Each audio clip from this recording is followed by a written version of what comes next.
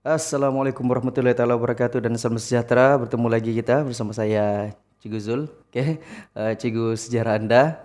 Jadi terima kasih kerana sudi singgah di channel YouTube saya ini, jadi memang saya buat video ni khas sejarah ni untuk digunakan oleh pelajar-pelajar, seluruh Malaysia, siapa-siapa pun boleh tengok, untuk kita sama-sama lah, berkongsi tentang silibus sejarah KSSM. Jadi dalam video kali ini video pertama untuk sejarah KSSM tingkatan 5.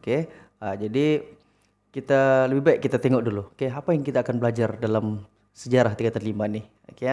Jadi di tingkatan 5 ni kita akan ada berapa bab? Kita akan ada 10 bab.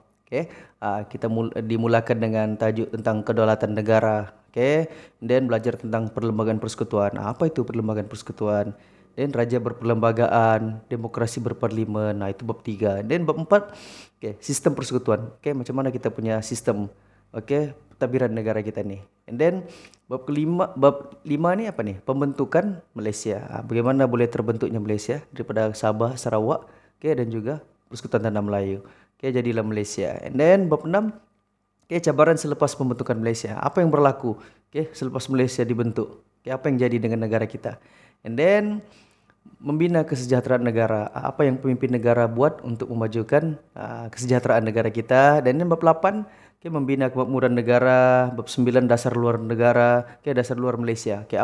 Bagaimana hubungan kita dengan negara-negara lain di seluruh dunia. Dan yang terakhir iaitu kecemerlangan Malaysia di persada dunia. Ini yang umum lah. Bab terakhir ni, apa kejayaan-kejayaan yang dicapai oleh negara kita.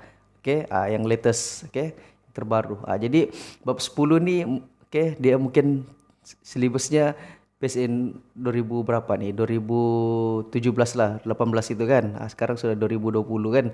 Jadi mungkin lebih banyak kecemerlangan Malaysia yang kita capai. Alright. Jadi untuk tingkatan 5 ni tajuknya tidaklah berat sangat. Bagi saya susah lagi tingkatan 4. Sejarah tingkatan 4 berbanding sejarah tingkatan 5 ni. Tapi kita santai-santai saja. Alright. Jadi di video kali ini kita teruskan dengan bab 1 iaitu kedaulatan negara. Jadi bab 1 ni kita akan belajar tentang apa itu konsep kedaulatan itu 1.1, dan 1.2 ciri-ciri negara yang berdaulat. 1.3 kepentingan mewujudkan negara berdaulat, dan yang terakhir 1.4 langkah mempertahankan kedaulatan. Jadi yang penting di sini ialah 1 dan 2 ni lah konsep dan ciri negara berdaulat. Yang 3 dan 4 ni kepentingan dan langkah ni, ini adalah lebih kepada soalan pengetahuan am, lebih kepada soalan kebat. Alright. Jadi saya akan kongsikan bab 1.1 dan 1.2 saja. Jadi dalam video kali ini kita akan cerita 1.1 saja iaitu konsep kedaulatan. Alright. Jadi tanpa buang masa lagi, kita teruskan kepada konsep kedaulatan. Jadi secara umumnya kedaulatan ditarifkan sebagai kekuasaan tertinggi, kekuasaan tertinggi dan kewibawaan sebuah negara yang bebas serta mempunyai hak, untuk melaksanakan pemerintahan dan pentadbiran negara. Dia punya keyword ialah kekuasaan tertinggi, lepas tu bebas, dan ada hak untuk melaksanakan pemerintahan. Kuasa tertinggi, bebas merdeka, dan juga ada hak untuk melaksanakan pemerintahan dan pentadbiran negara. Itu 3 poin utamanya. Jadi kedaulatan negara kita ni dapat dilihat jelas sejak zaman Kesultanan Melayu Melaka. Maksudnya ada pemerintahan sudah masa tu, and then ada negara, dan kemerdekaan Tanah Melayu 31 Ogos 1997, dan pembentukan Malaysia 16 September 1963 pula mengukuhkan serta memantapkan lagi negara bangsa kita yang bebas dan berdaulat. Jadi kalau kita kaji sejarah Malaysia ni, kita mula dengan Kesultanan Melayu Melaka. Sebab itu adalah asas kepada pembentukan negara kita yang ada sekarang ni. Jadi Persekutuan Tanah Melayu, lepas itu Sabah dan Sarawak, pembentukan Malaysia. Jadilah Malaysia yang ada sekarang. Jadi kita punya kedaulatan ni kita ambil kira sejak zaman Kesultanan Melayu Melaka lagi. Alright. Jadi apakah takrif kedaulatan? Takrif ni maksudlah. Jadi kita ambil di sini dari segi 4 bahasa. Yang pertama iaitu bahasa Yunani. Greek lah. Kalau ikut bahasa Yunani, kedaulatan ialah supernus atau superanes. yang bermaksud agung atau tertinggi. Tertinggi. The highest. Dan perkataan ini merujuk kepada negara yang bebas merdeka. Bebas dan merdeka. Itu bahasa Yunani. And then bahasa Inggris. Dalam bahasa Inggris kedaulatan ialah sovereignty. Sovereignty apa ni? Yang bermaksud negara yang punya kuasa penuh terhadap pemerintahan. Negara itu ada kuasa penuh terhadap pemerintahan. Sovereignty kan. Saya pun tidak tahu macam mana pronunciation yang sebenarnya. And then bahasa Arab itu kedaulatan dalam bahasa Arab berasal daripada perkataan daulah. Daulah yang bermaksud kuasa pemerintahan sebuah kerajaan. Kuasa pemerintahan sesebuah kerajaan. Contoh Daulah Turki Uthmaniyah. Maksudnya kuasa pemerintahan Turki Uthmaniyah. Right? And then kalau dalam bahasa Melayu, kedaulatan merujuk kepada perkataan daulat yang bermaksud kekuasaan tertinggi terhadap pemerintahan negara. Jadi kita yang bahasa Melayu ni sebenarnya kita ambil daripada daulah ni juga sebenarnya. Itu kekuasaan tertinggi terhadap pemerintahan negara. Jadi bahasa Melayu dengan bahasa Arab ni sama dia punya maksud. Dan jadi kesimpulannya, kedaulatan merujuk kepada kuasa tertinggi. 1 poin. Sebuah kerajaan yang menjalankan pemerintahan yang bebas dan merdeka. Pemerintahan yang bebas dan merdeka. Jadi pertama kuasa tertinggi. Lepas itu mereka menjalankan ada kuasa pemerintahan dan yang bebas dan merdeka. Jadi dia ada kuasa dan dia boleh memerintah. Itu 2, itu maksudnya. Kedaulatan. Dia ada kuasa dan boleh memerintah. Kuasa dan pemerintahan. Alright? Jadi bila kau ada kuasa tapi kau tidak memerintah, maksudnya kau tidak ada kedaulatan. Tapi bila kau memerintah tapi kau tidak kuasa, kau pun tidak ada kedaulatan kan? Tapi sebenarnya dia bermula dengan kuasa lah. Macam mana mau memerintah kan kalau tiada kuasa kan? Itu maksudnya. Alright? Jadi itu settle konsep ta'rif kedaulatan. Alright, jadi kita pergi kepada tengok kita sepintas selalu lah pandangan tokoh. Aristotle. Kedaulatan merupakan kuasa tertinggi dalam sistem pemerintahan. Tengok keywordnya sama kan? Kuasa tertinggi pemerintahan. Dan kita tengok Ibnu Khaldun. Kedaulatan merupakan kekuatan dan kekuasaan sebuah negara berdasarkan semangat kekitaan negaranya. Diiringi dengan kekuatan semangat beragama. Suatu bangsa yang rela berkorban demi mencapai cita-cita yang sama. Ini panjang lagi. Ini lebih kepada rakyat. Rakyat ada cita-cita yang sama dengan pemimpin. Alright. And then Jean Bodin, ahli falsafah politik Perancis. Kedaulatan merupakan kuasa tertinggi dalam sebuah negara. Tengok kan ada lagi poin kuasa tertinggi. And then Tunku Abdul Rahman, kedaulatan dibina berdasarkan prinsip kebebasan, keadilan dan sentiasa memperjuangkan kebajikan dan kesejahteraan rakyat. Ini konsep yang umum diberikan oleh almarhum Tunku Abdul Rahman. Dan diri Tun Dr. Muhammad Saleh Abbas, mantan Ketua Hakim Negara. Kedaulatan merupakan asas negara yang merdeka, memiliki kebebasan pada peringkat antarabangsa bersama dengan hak dan kuasa mengatur urusan dalam negeri tanpa telunjuk asing. Maksudnya bebaslah. Kau ada kuasa dan pemerintahan tanpa campur tangan daripada kuasa asing. Maksud itu definisi yang diberikan pendapat daripada mantan Ketua Hakim Negara. Alright. And then kita tengok apakah jenis-jenis kedaulatan. Kedaulatan ini pun ada jenis. Jadi lain negara, lain negara bangsa, lain dia punya bentuk kedaulatan. Jadi setiap negara ni ada hak untuk menentukan jenis kedaulatan. Macam mana cara mereka memerintah. Macam mana mereka menggunakan kuasa yang mereka ada untuk memerintah negara. Jadi secara umumnya kita ada 3 jenis kedaulatan. Itu kedaulatan tradisional, kedaulatan moden dan juga kedaulatan undang-undang dan kedaulatan bangsa. Alright. Bukan 3, ada 4 lah kan. Jadi di sini pertama kita tengok itu kedaulatan tradisional. Kedaulatan tradisional merujuk kepada sistem pemerintahan berkuasa mutlak yang menguasai sepenuhnya segala urusan negara. Ini dimula sejak zaman tamadun awal lah. Sistem monarki, raja berkuasa mutlak. Maksudnya raja control everything. Semua pentadbiran dia yang urus. Dan ada orang-orang pembesar-pembesar bangsawan yang ada di bawahnya. Jadi kedaulatan raja ni terletak kepada kekuasaan dan kewibawaan raja. Jadi dia adalah kuasa tertinggi. Contohnya macam sultan lah, Sultan Melaka kan. Ada kewibawaannya sendiri. Okay, raja berdaulat. Okay, rakyat semua dengar cakap sultan, taat kepada sultan. Jadi sultan berkuasa mutlak untuk melaksanakan pemerintahan. Okay, mengikut budi bicara sultan.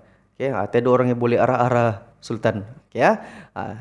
Jadi raja ini ada kuasa tertinggi dan kedudukan dan kedaulatan raja ni diperkukuhkan oleh taat setia rakyat. Kita ada belajarkan konsep daulat kan. Orang yang melanggar daulat raja contohnya. Orang yang melanggar daulat yang tidak taat itu digelar sebagai apa? Penderhaka. Jadi orang yang derhaka ni terkena apa? Terkena ketulahan kan. Itu konsep kedaulatan yang zaman tradisional punya. Alright. And then kedaulatan moden. Bagaimana kedaulatan moden? Kita tengok itu istana negara. Jadi kedaulatan moden dikaitkan dengan idea kemunculan negara bangsa selepas revolusi keagungan di England dan juga revolusi Perancis. Yang kita sudah belajar form 4. Bagaimana England dan Perancis mengubah sistem pemerintahan beraja mereka. And then kedaulatan juga dikaitkan dengan hak rakyat dan kerajaan berperlembagaan. Jadi selepas Perang Dunia Pertama, kedaulatan dikaitkan dengan nasionalisme yang menggunakan unsur persamaan rumpun bangsa dan bahasa untuk membentuk negara bangsa masing-masing. Jadi kedaulatan negara kita sebagai sebuah negara pula lahir hasil gabungan negeri-negeri yang dikenali sebagai Persekutuan Tanah Melayu 1997 dan Persekutuan Malaysia 1963. Ini mendengar saya cakap nanti dulu baru kamu baca. Kita kira lepas Perang Dunia Pertama, di Eropah berlaku revolusi. Dorang mau ubah sistem beraja. Mereka tidak puas hati kepada sistem pemerintahan beraja. Jadi mereka mau buat hak rakyat. Mereka mau memperjuangkan hak rakyat. Maksudnya mereka tidak mau raja yang control everything. Mereka tidak mau raja berkuasa sepenuhnya 100%. Jadi mereka mau rakyat ni ada kuasa juga. Jadi lepas Perang Dunia Pertama ni banyak negara-negara Eropah yang muncul. Mereka membentuk sebuah negara berasaskan bangsa. Bangsa Perancis berasaskan Perancis lah. England. Itali dengan Itali. Bangsa Spanyol mereka bentuk negara Spanyol.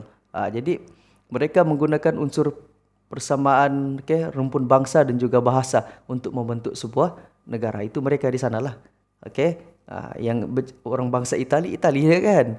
Apalagi yang Jerman, bangsa Jerman dan suku-suku sakatnya itu semua dia punya klan tu bentuklah negara Jerman. Jadi saiz negara itu ditentukan berdasarkan berapa banyak jumlah bangsanya, penduduk yang mempunyai bangsa yang sama.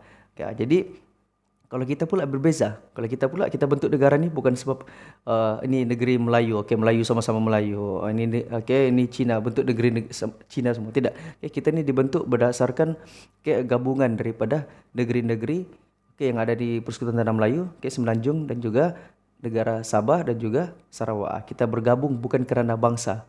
Bukan kerana bahasa.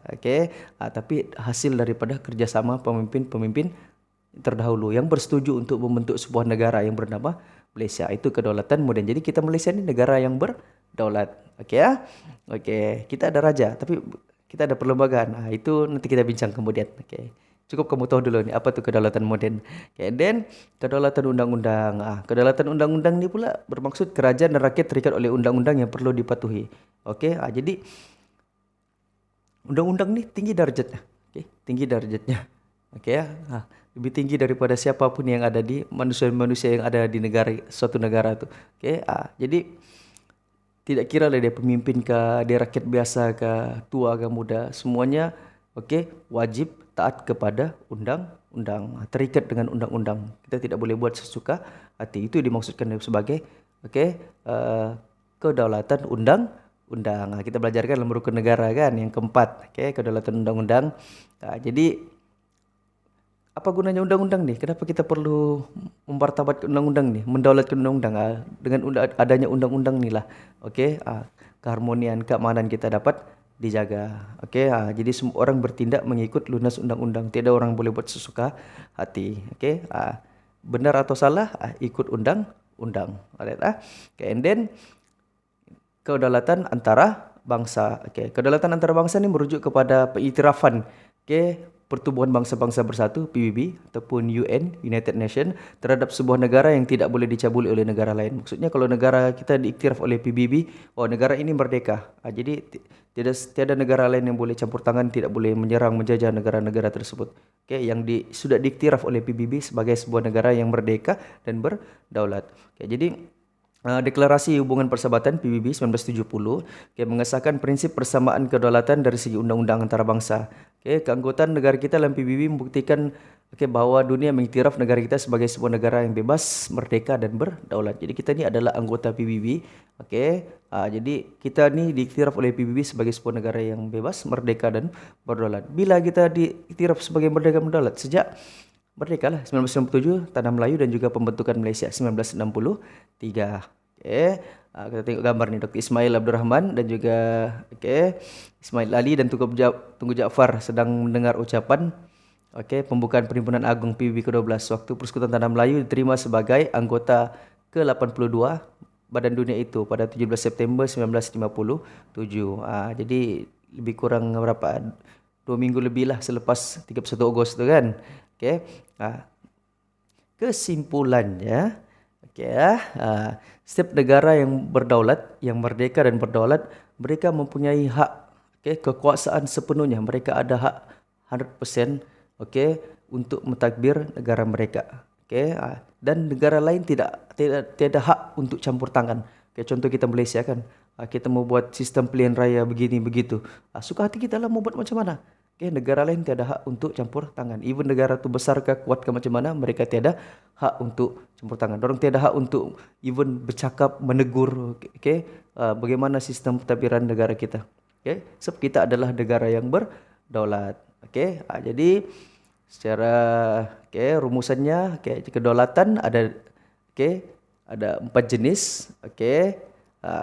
Yaitu pertama kedaulatan tradisional, kedua kedaulatan moden, ketiga kedaulatan undang-undang, dan keempat itu kedaulatan antara bangsa. Jadi kita Malaysia kita pernah guna semua empat jenis kedaulatan yang kita ada. Cuma kedaulatan tradisional kita tidak guna sudahlah. Sebab kita tidak sudah raja berkuasa mutlak. Sebab kita guna sistem apa? Raja berperlembagaan dan demokrasi berparlimen. Apa itu raja berperlembagaan? Apa itu demokrasi berparlimen? Itu kita belajar. Di 1.2 nanti. Macam mana ciri-ciri negara yang berdaulat. Guys, jadi kita lihat sebentar. Nanti kita sambung lagi untuk tengok video seterusnya, yaitu 1.2, ciri negara yang berdaulat. Alright, itu saja. Jumpa lagi di video yang akan datang. Bye bye.